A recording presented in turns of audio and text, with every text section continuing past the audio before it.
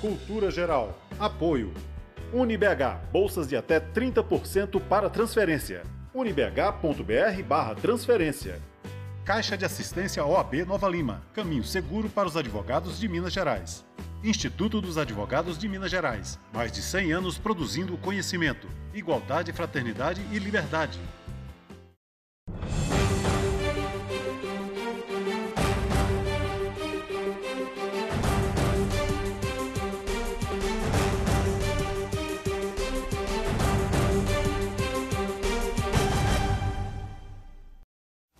Olá, sejam todos bem-vindos ao Cultura Geral mais uma vez, abrindo a semana, né? Vocês acharam que eu não vinha, atrasei, mas eu chego, né?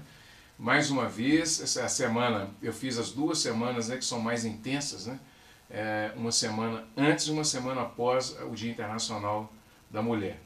E hoje a gente continua com o tema, nós vamos levar esse tema até o final, vamos ter aqui transexualidade, sofrimento e negritude, sofrimento e mulher, mulher na sociedade brasileira, todas essas pautas que eu venho tratando ao longo desses quase 5 anos de programa, a gente está trazendo nesse mês de março, e eu acho que é importante a gente discutir isso aqui, trazer essas conversas, né, com uma forma nova, uma forma mais calma também, né, sem essa coisa do revanchismo, e tentar conscientizar todo mundo do que a gente precisa fazer para realizar aquilo que a gente tem falado ao longo do tempo, né? Tratar o ser humano como ser humano só isso, nada mais. Para trocar essa ideia, bater o papo sobre o Dia Internacional da Mulher, falar sobre essas lutas, né, diárias, né, desde o 8 de março, né, que foi esse dia emblemático, né, que significa uma luta que se inicia com um incêndio de uma fábrica onde se assassina ali várias mulheres, né. É até triste de comentar determinadas coisas, mas a gente precisa tocar nessas feridas, falar. E até hoje a gente continua fazendo essas amarras perversas, né, na sociedade brasileira. Mais uma vez, nós estamos aqui com a minha amiga Isabela Pedersoli. Precisou, tem que chamar. E eu chamo certo mesmo, né? Seja bem-vinda mais uma vez. É um prazer, como sempre, estar aqui. O direito das Minas, viu, gente? Essa menina é muito importante. E, doutora Eliane, seja muito bem-vinda. É um prazer te receber. Uma chamada do Dr. Gilberto com o telefone clonado. Gente, ninguém, por favor, Gilberto Silva, que é advogado de Belo Horizonte, que é amigo meu também, está na minha rede de contatos e tudo. Se alguém receber algum contato dele aí, pedindo alguma coisa que aconteceu comigo, pedindo algum dinheiro e tal, não depositem nada, viu, gente? O telefone dele foi clonado. Doutora Eliane, é um prazer te receber. Obrigada. E é muito importante a gente estar aqui hoje para poder falar não só do Dia Internacional da Mulher, mas da importância da mulher na sociedade brasileira, e principalmente a mulher negra, né? Sim, com certeza. Não só hoje, né? Todos os dias a gente tem que falar. Fico feliz pelo convite, tá? E quero realmente dar essa contribuição, porque todas nós devemos falar, sempre que tem oportunidade nós devemos falar, né? Devemos estar dando essa parcela de contribuição e a orientação mesmo, porque às vezes a mulher ela não pensa de uma maneira mais séria, até mesmo profissional, vamos dizer assim, da sua defesa, da defesa do que ela tem direito e que está vindo buscando, né, ao longo desses anos todos. Inclusive, você falou uma coisa aí que a gente, ao longo da nossa conversa, a gente vai trocando. Não é bem essa questão do incêndio da fábrica, veio de antes. Né? Ali é só estupim. Exatamente, ali foi um dos eventos, dos acontecimentos, né, podemos que dizer foi que ali caminhando. foi um marco? Não, porque, na verdade, desde 1909...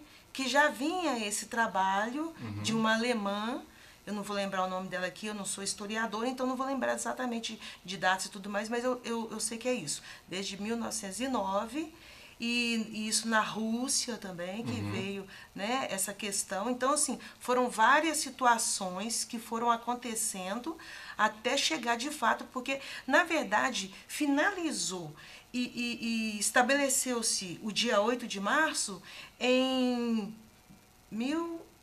2008, que a ONU, então, de fato, estabeleceu essa questão do 8 de março. Mas as datas, na verdade, não são convergentes, né? Não, o incêndio mesmo simbólico, não né? foi dia 8 de março, por exemplo. Sim. Né? Então, assim, foram várias situações que foram, né, levando a chegar nesse dia 8 de março.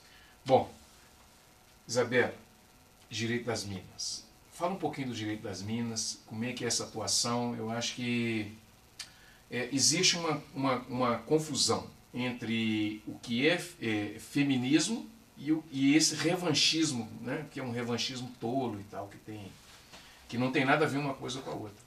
O que tem é uma luta por igualdade da mulher, né? E eu falo que eu tenho que, no mês de março, eu tenho que, pelo menos um dia do mês de março, eu tenho que pôr uma mulher para apresentar esse programa, porque eu, homem, fico apresentando o Dia Internacional da Mulher e eu estou aqui, né? Mas é duro a gente poder criar essa ideia de conscientização, mas é válido, é sempre válido a gente trazer esse assunto à baila, né? O direito das Minas ele surgiu com o propósito de levar a informação jurídica, né, que é algo tão robusto, tão difícil de ser compreendido, a mulheres de toda a sociedade. De mulheres menos esclarecidas, mulheres mais esclarecidas, de todas as classes sociais. Então a gente surgiu com essa ideia de levar informação a todas elas, porque percebemos com a prática na advocacia de que mulheres não sabiam, por exemplo, que uma violência sexual dentro do próprio casamento, né, dentro do matrimônio, seria configurado algo passível de ser punido, né, pelo Estado, né, passível de ser denunciado.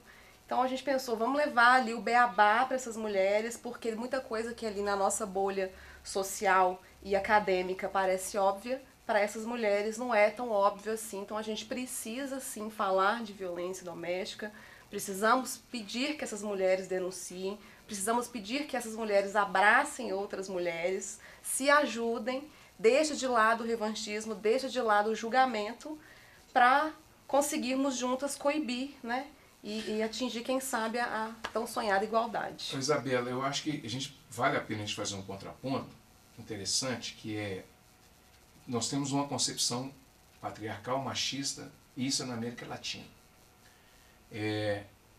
Os homens, eles já são formados nessa condição de manter até inconscientemente, de manter essa estrutura. E as mulheres de aceitar a estrutura funcionando, né?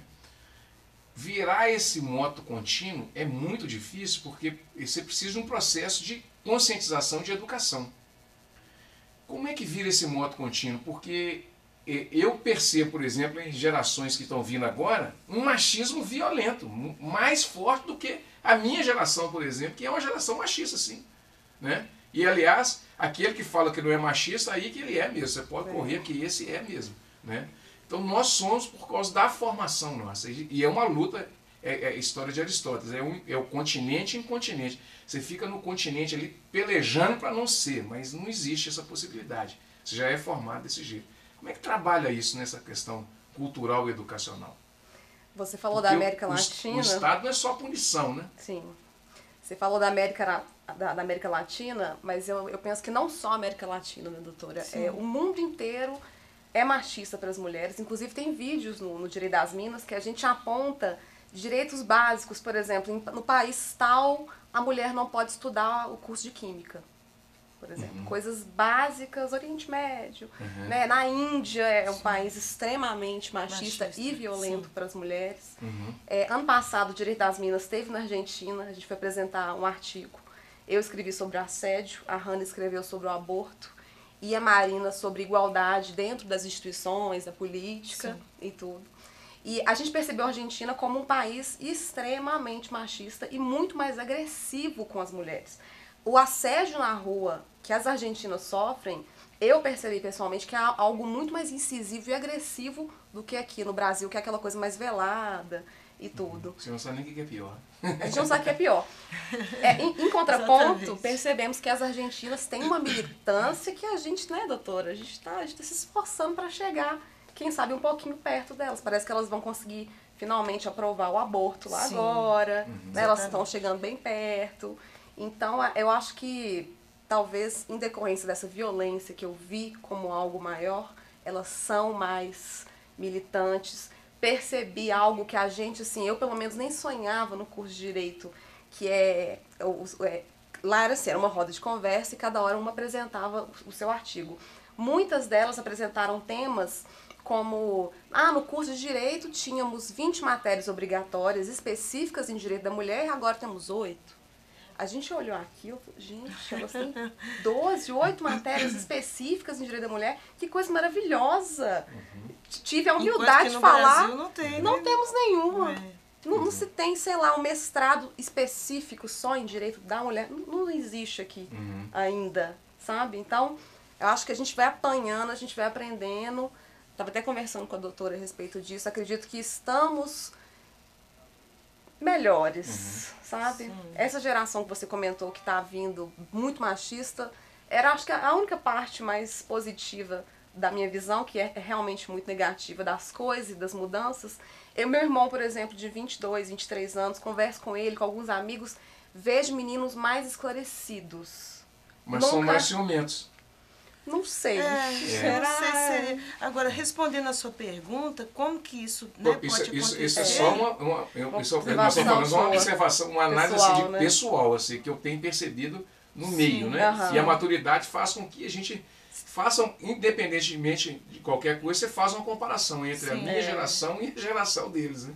Nossa. Mas a gente tem que persistir, é a perseverança. Trabalho de base, É trabalho de base mesmo.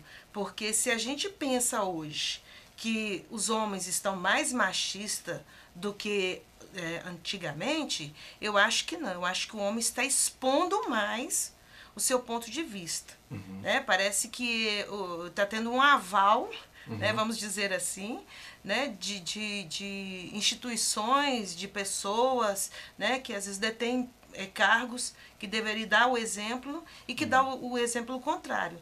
E aí... Como é que você vê esse aumento só fazendo um recorte, doutora, como é que você vê essa coisa do aumento? Porque é perceptível o aumento e o encorajamento do feminicídio. Aí é que está. Que é o empoderamento do agressor. Exatamente, né? Exatamente como isso. Como é que você vê isso? E tem um recorte interessante para se fazer, porque é óbvio que existe em todas as classes sociais, né? A violência ela existe em todas as classes sociais. Sim. Mas aquela mulher da periferia, né? E que na periferia a grande parte das mulheres são negras, elas sofrem mais.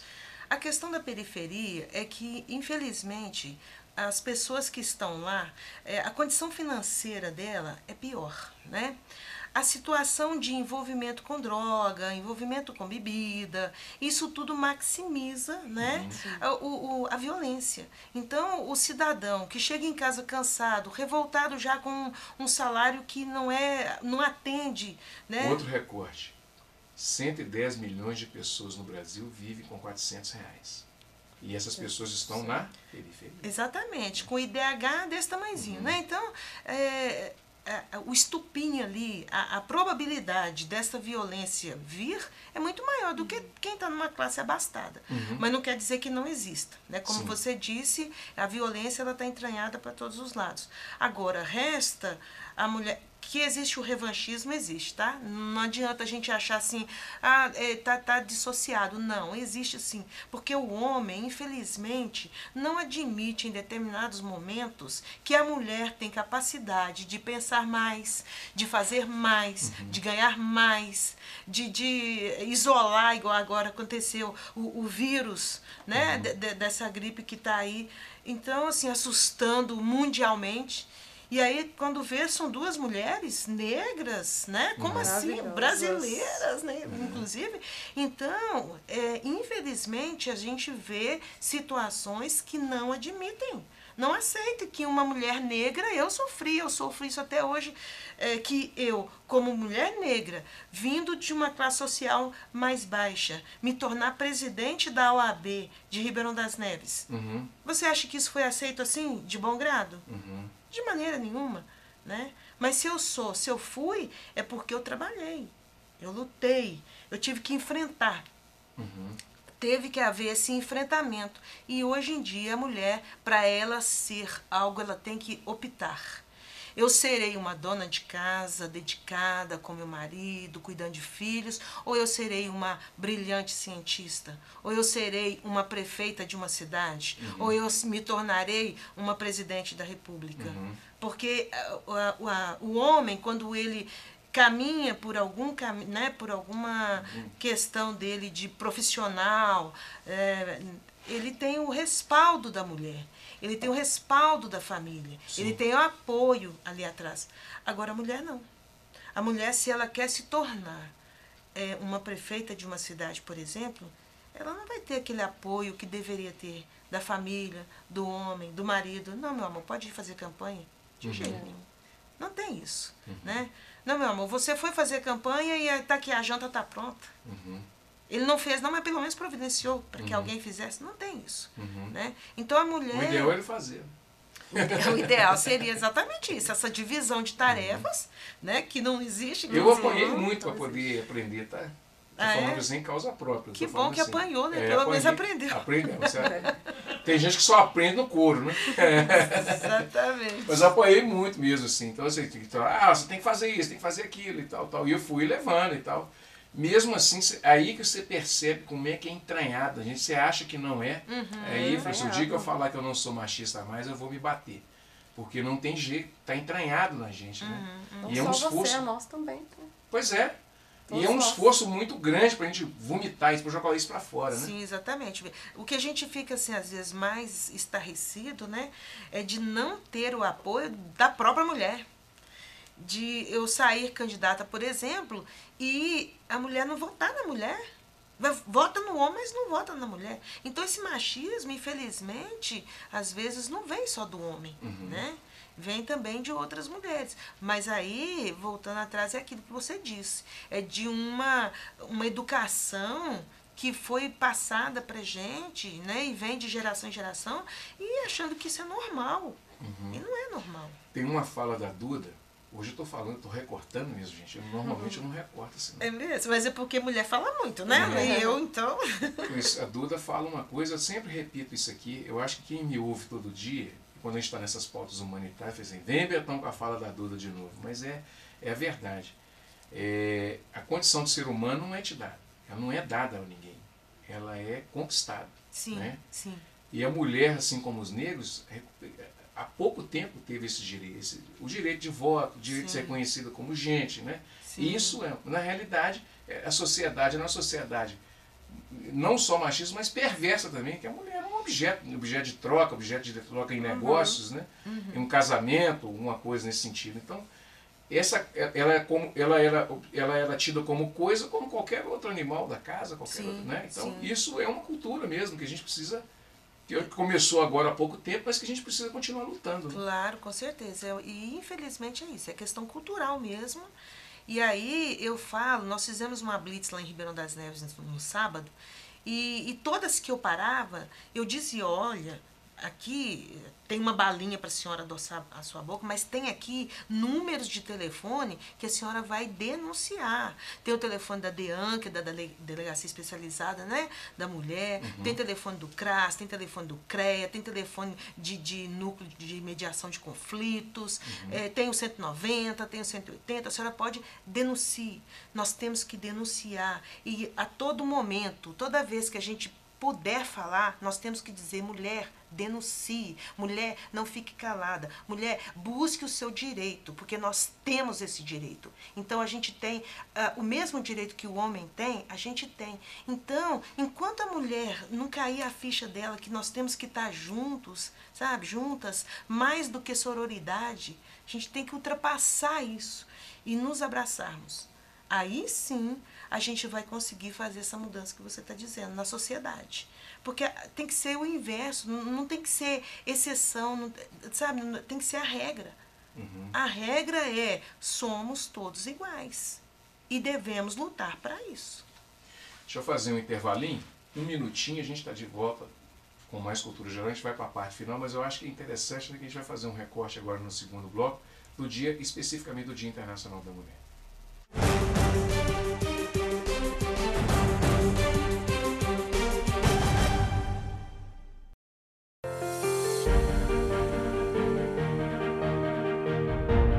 O SUS vai muito além dos atendimentos médicos prestados nas unidades de saúde e hospitais públicos. Envolve uma gama de ações de promoção à saúde, como, por exemplo, o controle da qualidade da água, dos medicamentos, dos alimentos. Nós temos também o Programa Nacional de Vacinação, o SAMU, além de várias ações de combate a diversas doenças, como a dengue e a febre amarela. Todas as pessoas que habitam no território nacional fazem uso do SUS e se beneficiam dos seus serviços. Por isso, esse cadastramento é tão importante para garantirmos os recursos suficientes para a continuidade da prestação de um serviço de saúde de qualidade a toda a população. Eu fiz o meu cadastro no SUS porque eu acho importante e quero ter os benefícios do SUS melhores a cada dia. Todos os dias, milhares de pacientes de Nova Lima, Raposo e Rio Acima procuram o Hospital Nossa Senhora de Lourdes para receber atendimento, sendo que 80% deste atendimento é pelo SUS. O Hospital Nossa Senhora de Lourdes é filantrópico e sem fins lucrativos, por isso precisamos de toda a ajuda possível. A sua doação é muito importante para a restauração do telhado do hospital, que é uma das necessidades emergentes. Quando você doa para o Hospital Nossa Senhora de Lourdes, você não estará ajudando somente a restaurar o telhado do hospital, mas também a recuperar milhares de vidas. Quem está lá dentro precisa da ajuda de quem está aqui fora. Você pode doar qualquer valor e, para a sua maior comodidade, a nossa equipe vai até você. Seja um amigo do Hospital Nossa Senhora de Lourdes. Envie a mensagem "Quero doar" para o número que aparece aí no vídeo e saiba como ajudar. Hospital Nossa Senhora de Lourdes. Humanidade, carinho e atenção à vida. Apoio TV Banqueta. Cultura Geral. Apoio. UniBH. Bolsas de até 30% para transferência. unibh.br/transferência. Caixa de Assistência OAB Nova Lima. Caminho seguro para os advogados de Minas Gerais. Instituto dos Advogados de Minas Gerais. Mais de 100 anos produzindo conhecimento, igualdade, fraternidade e liberdade.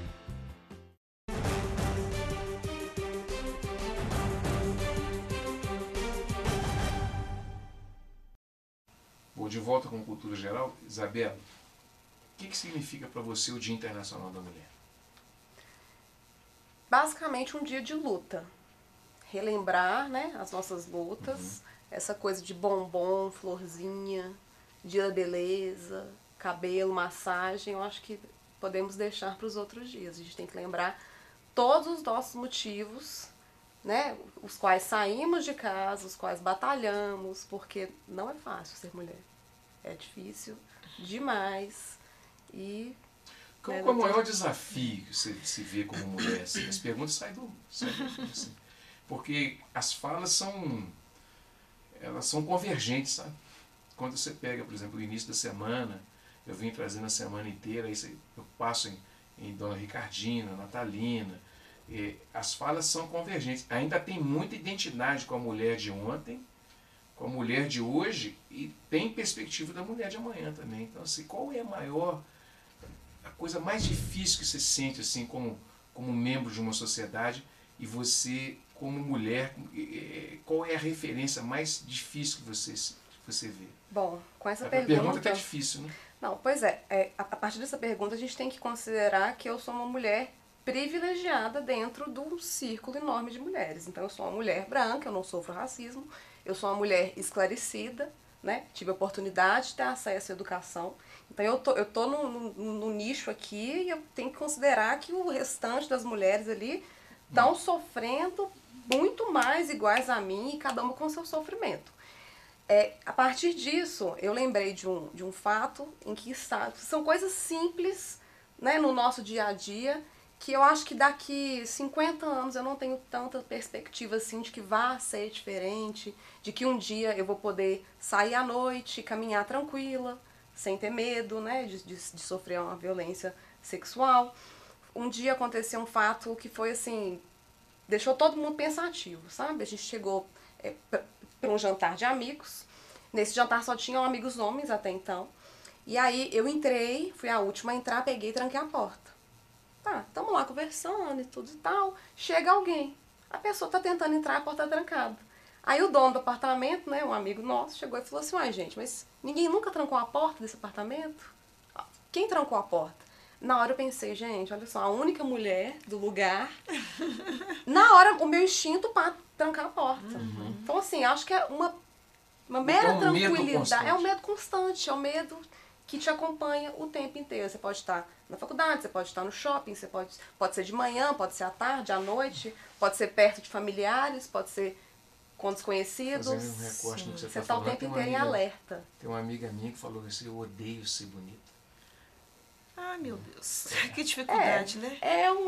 Chega a ser um... Porque o assédio é tão grande que... Mas eu acho que dentre tantas pautas importantes, né, o feminicídio, eu acho que o assédio, a beleza, realmente é uma coisa que vai te sugando dia a dia. É insuportável você ter que ouvir durante seu dia coisa de 50, 60 assovios e cantadas e gente mexendo e tudo. Isso é realmente um inferno. Porém, temos pautas mais importantes para ser lembradas aí nesse 8 de março. Sim, com certeza. Aureliane, Bom, o 8 de março, eu acho que ele se perdeu. Infelizmente, ele está se perdendo. Porque o 8 de março, como a doutora Isabela falou, ele não foi instituído para que a gente receba flores, bombons e que seja um dia da beleza da mulher. Não. Então, a gente vê que ele está se perdendo, está perdendo o objetivo que é lá de 1909, né, que veio caminhando, 1910, na Rússia, né, e na Alemanha, na França, em outros lugares, ou seja, nos Estados Unidos, né, com a questão do incêndio na fábrica. Então, veja que naquele tempo a mulherada parecia assim que estava muito mais disposta a ir para uma rua, porque naquele tempo o sofrimento para elas era maior, porque a retaliação vinha com um grau muito maior de agressividade, né? E elas tinham coragem, porque a democracia não estava assim como está hoje. A gente não tinha essa democracia. E, no entanto, elas tinham coragem de ir para a rua para lutar, a ponto de serem reprimidas até com mortes, incêndios, que não foi o único. A história retrata mais esse, mas esse não foi o único. Houveram outros, né? Então, assim, eu acho que esse 8 de março a gente tem que repensar ele. A gente tem que trabalhar de maneira, né, melhor. E o desafio, né? Você fez a pergunta, qual que é o maior desafio? É conciliar. Hoje em dia, o desafio da mulher é conciliar. Ser mulher, ser mãe e ser profissional. É ela conseguir colocar para fora e desempenhar um papel profissional, né, doutora Isabela? E, às vezes, até se destacar, e, em determinados momentos, ela não pode se destacar. Porque, se ela se destacar, ela vai ser rechaçada. Essa é a palavra, você achou a palavra certa. Então, o desafio é esse, é você conseguir fazer essa conciliação entre eu ser mulher e querer buscar as minhas aspirações pessoais, né, na profissão, né, e ser dona de casa, ser mulher, ser uma esposa. É complicado. Eu me questiono isso bastante. Né? Às vezes eu não cheguei nessa fase da maternidade ainda, então eu paro e penso assim, gente, que horas que eu vou ser mãe? Qual Você vai tem que ser decidir. o período do tempo ali que eu vou conseguir ser mãe? Será que eu vou conseguir? Talvez. Não sei. Consegue. Você é mulher, consegue. Qual o recado que você deixa para as mulheres, Isabela? As mulheres da sua geração. Da minha geração? Gente, tem muita água para rolar. Tem muita água para rolar. Tem muita água para rolar ainda. Acho que nós temos muitos anos aí, né, para estar nessa militância, para lutar nós por nós. O meu conselho para nós é não vamos desanimar, né? A gente já andou muito, falta muito, mas já andamos, já caminhamos muito.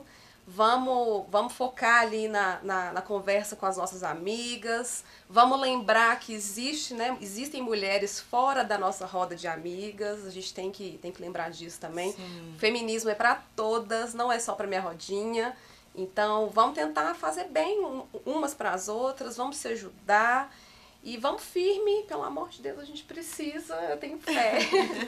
Aureliane, qual o recado que você deixa para essas mulheres? Bom, o recado, se for para a minha geração, o recado é, nós devemos, podemos e devemos fazer mais, se cuidar, né? cuidar da beleza, cuidar do corpo, cuidar da saúde e acreditar que nós podemos. Mesmo eu sendo mais idosa, eu tenho 50 anos, 60 anos, eu não consigo, sim.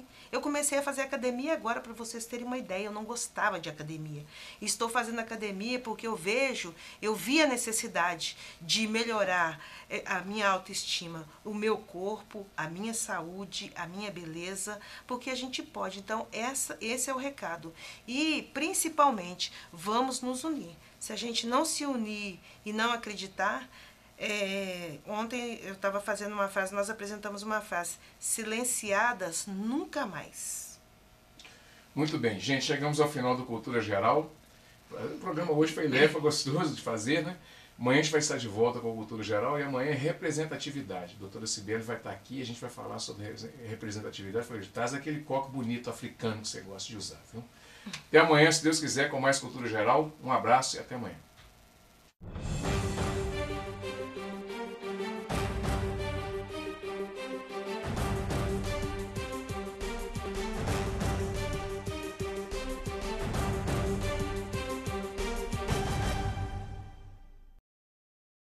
Cultura Geral. Apoio.